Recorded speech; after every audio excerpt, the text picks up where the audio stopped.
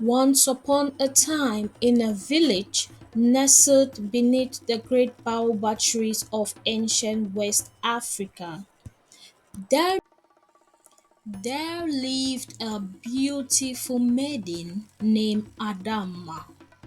She was known for her beauty and wisdom, and for her gift in healing people with herbs and roots she gathered in the forest. The villagers often came to her for remedies of all kinds of ailments, from fevers to broken bones. And Adama's vast knowledge and gentle touch brought comfort to many. Her skills were seen as a blessing from the ancestors, a gift that set her apart from others. Yet, her gift also stirred envy in the heart of one man in the village, a powerful healer named Kofi, who had long claimed to be the only true healer. Kofi believed that the spirit had chosen only him to hold such knowledge, and he was troubled how villagers now flocked to Adama instead. And so rumors began to spread. Whispers in the shadows that Adama's powers came not from the ancestors but from dark spirits who looked in the night and turned good people to evil. One day, a terrible illness struck the village. Children became feverish and weak, and adults could not walk in the field without collapsing. The chief called a gathering beneath the great baobab tree, where villagers begged for the help of the ancestors and the gods. Coffee stepped forward and, pointing a shaking finger at Adama, declared, "This maiden is a witch. She has used her dark powers to curse us all." Adama pleaded, cried, and tried to speak, to tell them that she too had fallen ill in the night, but her voice was drowned by the angry cries of the villagers. One by one, they echoed Kofi's accusation, blinded by fear and suffering.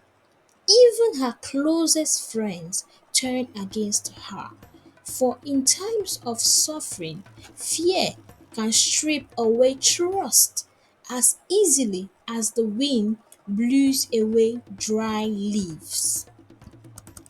The next day, she was taken to the village square, bound to a very big tire, as villagers gathered with torches and kindling. Before they lit the fire, Adama spoke her final words. She said, "I am no witch," she said, her voice steady despite her fear. "I am a healer, blessed by the spirit of our ancestors.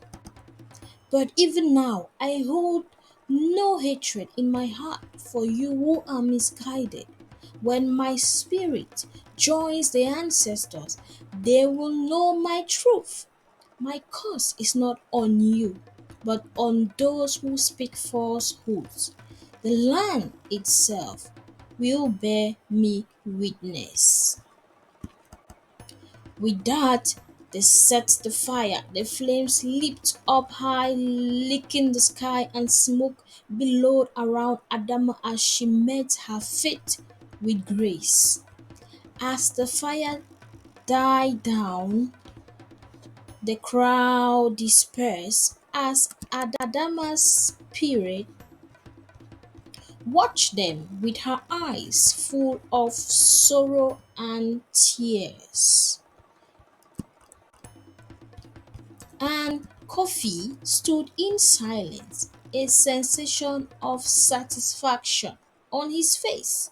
Yet he could not shake the feeling of her eyes upon him. In the days that followed, the sickness did not end. Instead, it worsened.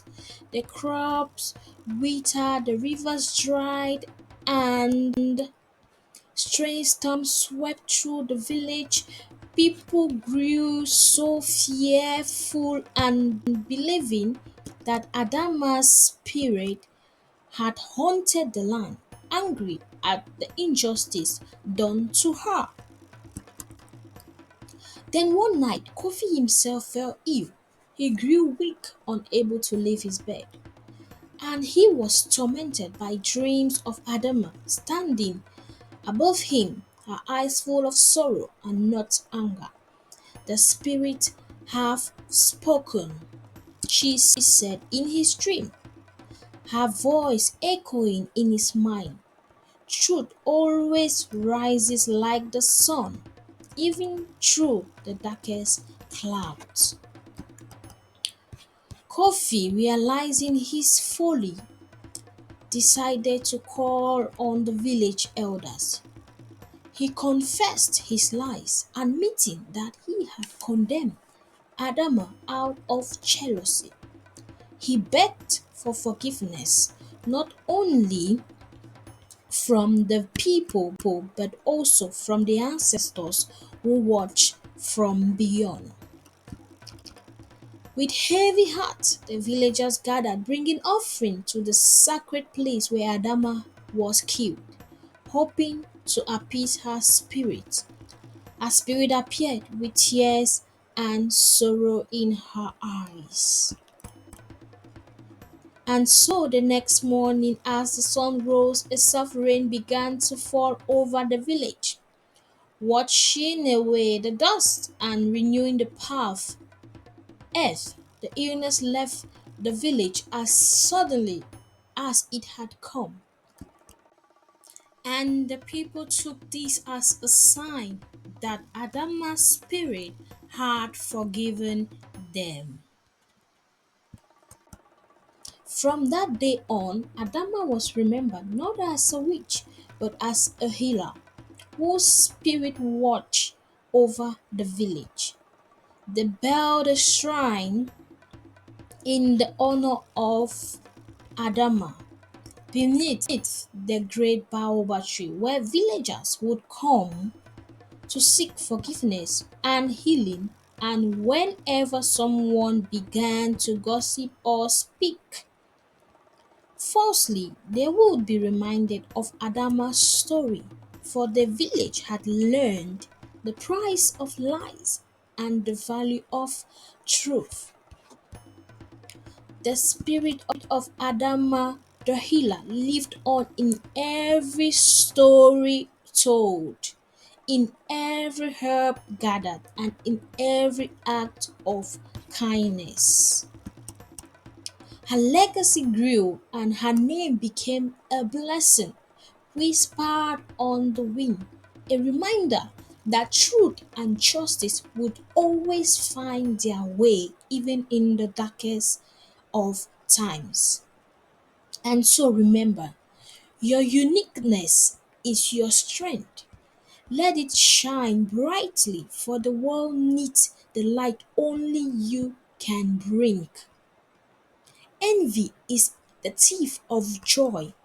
Focus on your own path, for true happiness blooms from gratitude and self growth. Thanks for watching and please subscribe for more. Bye bye.